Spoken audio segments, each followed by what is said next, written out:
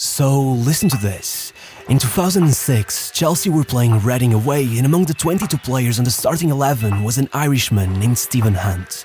And after 7 seasons as a pro, now at 25 years of age, no one in the squad had made as many substitute appearances as him. This was his first ever Premier League start, the biggest chance of his career, and his manager asked one thing of him: energy and commitment. So 13 seconds into the game, he slid down the grass, giving everything for a lost ball, and hit Petr Cech's head with his knee, going full tilt. The goalkeeper was left laying on the pitch, but still moving, which allowed everyone around him to underestimate the gravity of the situation. At that very moment, Petr Cech's skull had been broken, it had caved in, and shards of bone were lodged in his brain. One wrong move, and brain damage would be knocking at the door. Death was mere inches away, and since the odds of remaining conscious after such an injury were minuscule, no one could tell. So Cech laid there, quite literally, out of his mind. His last memory was getting a massage back at the hotel. Not only did he not know he had gotten to the stadium, his vision was blurry, and above all, he couldn't speak. Every time he tried, only gibberish would come out. He crawled out of bounds, trying to signal that this wasn't your average injury. He needed emergency surgery, but nothing. It took 3 minutes until a stretcher arrived on scene. They didn't even bother immobilizing his neck. It was only 15 minutes later in the locker room when he began losing consciousness that they started suspecting of internal bleeding. But even then, club doctor Brian English was called back to the pitch because Paulo Ferreira had hurt his elbow, and by the time he came back, they told him a paramedic had called off the ambulance because he insisted it was nothing but a mild concussion. Had English not acted fast, Cech would have died. Even then, 40 minutes passed before they got him into an ambulance, and it was only 8 hours after kickoff that Cech landed on an operation table. There, doctors removed the pieces of bone and inserted 2 metal plates in between his brain and skull right above his left ear. Meanwhile, at Madejski Stadium, unbelievably, backup keeper Cudicini had gone out unconscious as well, with John Terry being forced to take over in goal. And Stephen Hunt, not only had he gotten away without even a yellow card, he was awarded man of the match. And indeed, that game changed his career. From that day on, he became known as the man who tried to murder Petr Cech, the greatest goalkeeping wonderkid in the history of the sport. Cech's rise had been unlike any other. While seemingly every other goalkeeper only reached his prime when they were closing in on their 30s, there was only a 13-year span between the day Cech was first named the best goalkeeper on the planet and the day he first put on a set of gloves at 10 years of age. Not because he had ever dreamed of being a goalkeeper, but because, ironically, he had broken his left leg twice, leaving him in a cast for months, weakening his muscles to the point that it was too painful to run. In his own words, then the decision was clear. I had to stay in goal, which turned out not to be so bad. 6 years later, already a mainstay for the Czech national team's youth levels, Cech signed his first professional contract with recently promoted Chmel Blisany. After only a year and a half more, he had beaten every winger, striker and midfielder to the title of best young player in the Czech Republic. And despite the massive offer from Werder Bremen, who were about to win the Bundesliga, determined to stay and finish his studies first, he signed for Sparta Prague as the most expensive Czech goalkeeper of all time. Still only a mere 650,000 euros. An absolute bargain. At Sparta, there was no adjustment period. Cech arrived, conceded a goal on his debut, and only conceded the next one 3 months later. 855 minutes without picking the ball back up from his own net, breaking the all-time record of Theodor Reimann by almost 100 minutes on his first try. When they asked the 19-year-old how it felt to become a legend, he replied, "I don't feel like one, but it's nice to know something will remain after me." Though he had signed a 5-year contract, he knew he wouldn't stay at Sparta for long. By February, he was already debuting for the proper Czech national team. By the end of the year, despite missing out on the title by a single point, he had brute-forced his team into keeping the best offensive tally in the country, despite the fact that, hilariously, out of the 19 goals they conceded, 5 came precisely in the 3 matches where his backup goalkeeper had to take over. Cech had outdone him by a margin of 270%.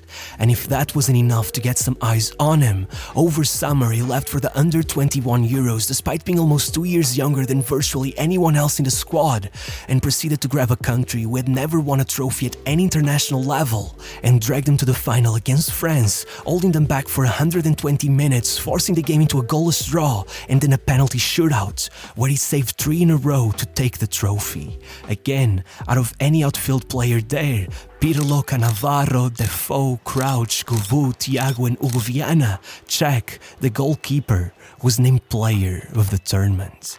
At that point, refusing to wait for a worker's permit and swayed by the chance of being mentored by Philippe Bergerot, a former European champion and France's goalkeeping coach at the 1998 World Cup, Cech decided to reject Arsene Wenger's offer to make him David Seaman's replacement in order to join Rennes instead for €5 million, their all-time record signing. And by the end of his debut season, even with the club's UEFA Cup pursuit being completely wrecked by a dreadful attack that instead left them fighting relegation with 2 games left, Cech refused to back off, putting in a man-of-the-match performance against Ronaldinho's PSG, holding them off to a draw at the Parc des Princes, meanwhile injuring his groin to the point he couldn't even walk the morning of the final match, and choosing to keep that a secret, telling everyone that it's not so serious, lining up regardless, saving them from relegation and rising up in L'Equipe's rankings just enough to be named in their team of the season, though, in his own words, "That day I didn't even celebrate with the others. By the time the match was over, all I could think about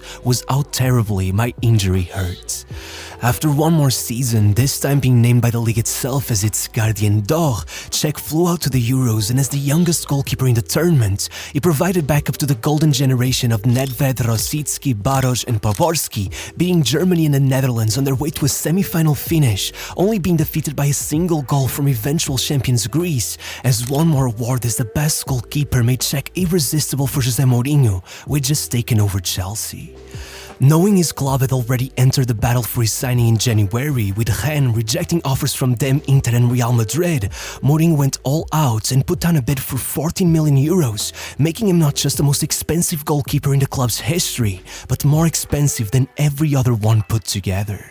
And though with their main keeper Codicini having just been named Chelsea's Player of the Year, no one expected he'd take over anytime soon, with the same lack of respect for his own physical integrity that he'd had since he was 10, Cech arrived with both of his shoulders injured and needing surgery, and proceeded to hide that from the club, taking advantage of Codicini's preseason injury and taking his spot with an unrelenting grip, going on what is simply the greatest goalkeeping debut season of all time.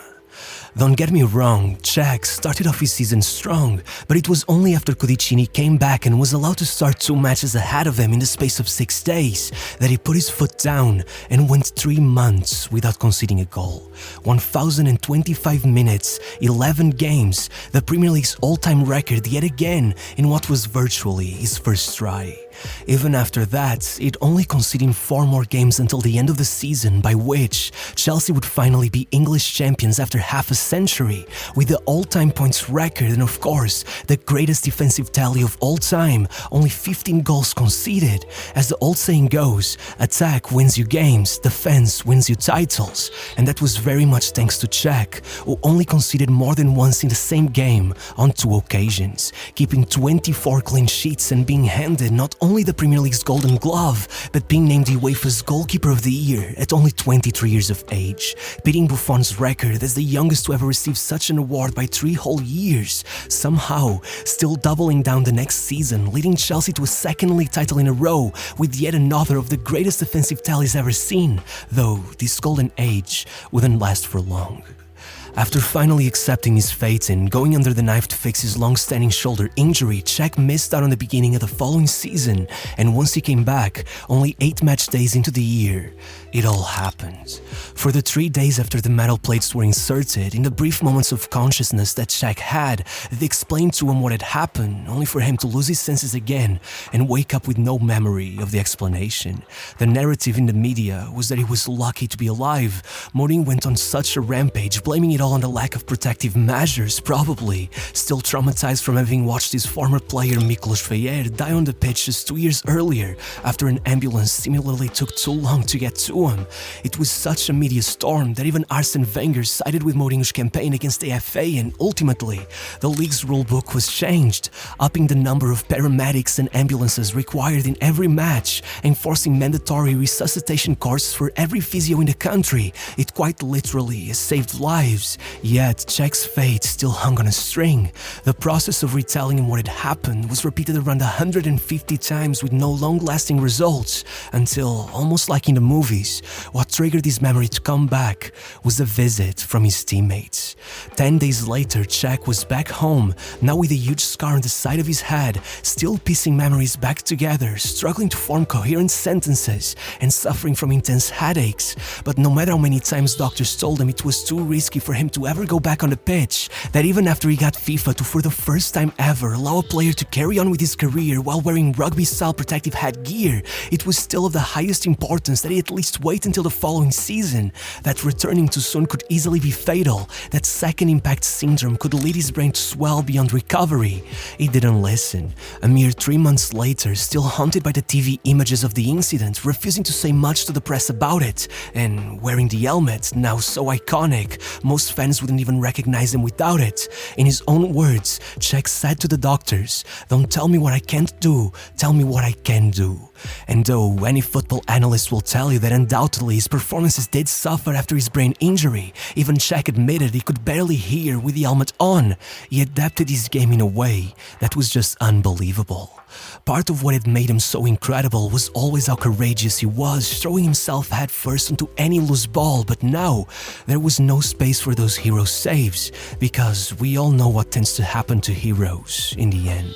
So, if before he was already known for having some of the best positioning ever, now that he had to keep any impact, any dives to a minimum, the same way Maldini had once claimed that, if I have to make a tackle, it means I've already made a mistake, Cech would claim that, for me, the starting position is the key.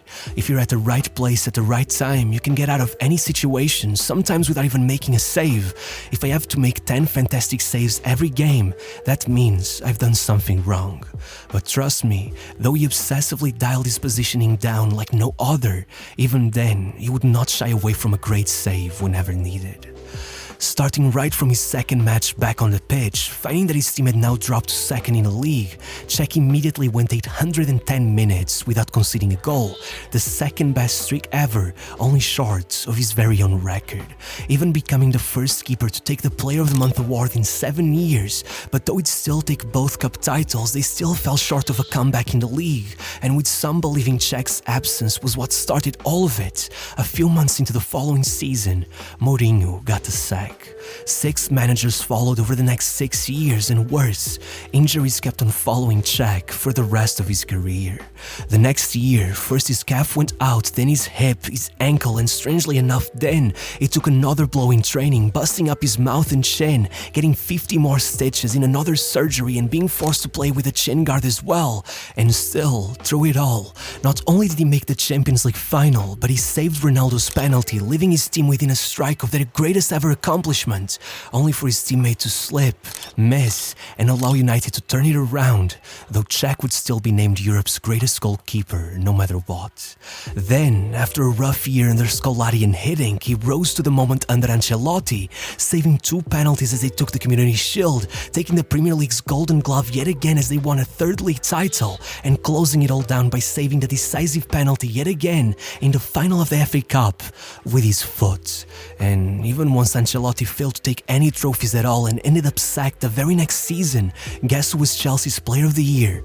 Petr Cech. And somehow, after 7 seasons at the club, his biggest moment only came in 2012. With Chelsea signing young talent Thibaut Courtois and sending him out on loan to Atletico as they worried more and more that Cech's recurring injuries could soon become too much of a problem, though, indeed, Cech would now break his nose being forced to wear a mask under his helmet. By the end of the year, they were back in the Champions League final as the massive underdogs being forced to face the Titans that were Bayern Munich. But thanks to Drogba's 88-minute goal, the game went into extra time where fate would have it that Drogba himself brought Ribéry down inside the box, leaving the result hanging on Petr Cech, who of course saved Robben's penalty, but that was just the start. 25 minutes later, it was all down to a shootout, where after Cech got his hands on Lamm's penalty, only to watch the ball go in regardless, Neuer, considered by many the heir to Cech's throne as the best keeper on the planet, saved Juan Mata's strike, leaving everything in Cech's hands yet again. 4 more penalties went by without a miss, and then he stretched out his right hand and stopped Olich's attempt. Afterwards, Scholl scored, Schweinsteiger stepped up, hit the posts, and in Drogba's own words, when it came down to him taking the decisive penalty, I had to do it for Cech. So, in a season where their league placement wasn't even enough to qualify them directly into the Europa League, Chelsea were now champions of Europe. And though Drogba would forever be remembered as the hero of that campaign, ask anyone in the team and they'll all be talking about Cech. I'll tell you something more, the penalties he saved weren't even the most impressive thing he did that day. I'll never forget what Mario Gomes said about the penalty he converted. When I put the ball down, I looked up and he was a monster. I thought, left corner, as hard as I can hit it.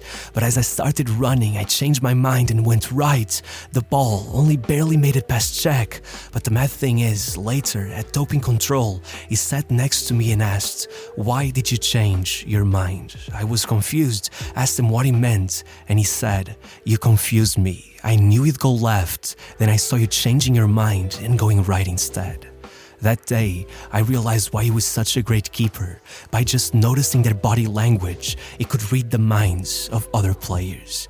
And that was why 6 years after his injury, he was again UEFA's Goalkeeper of the Year. After that, he began taking the captain's armband here and there. The next year, he even won the Europa League. But in 2014, he got injured in the UCL semi-final and went out for the rest of the season. In his absence, Chelsea got demolished in the second leg and completely lost steam in the league, only winning 2 out of their remaining 4 matches in what had everything to be a successful title charge. And though Cech still took the Golden Glove, the next year they brought in Courtois and relegated Cech to the bench.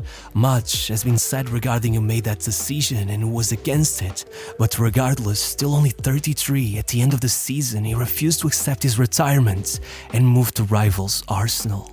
The abuse Cech got online was some of the worst I've ever witnessed. Supposed fans were outright claiming they wished he had died back in 2006, and that was their biggest mistake. In what looked like his victory lap, now mentoring a young Szczesny and Emiliano Martinez, Cech greatly outperformed Courtois in his run to a 4th Premier League Golden Glove as Chelsea went down to 10th place, meanwhile taking the all-time record for the most clean sheets in Premier League history. And 2 years later, once he finally announced that he'd retire at the end of the season, the only thing I'd wished for him was that on his final match, an Europa League final against none other than Chelsea, he'd have gotten the revenge he deserved. But no matter how many outlets named him Arsenal's man of the match, as The Independent wrote, it was a cruel end.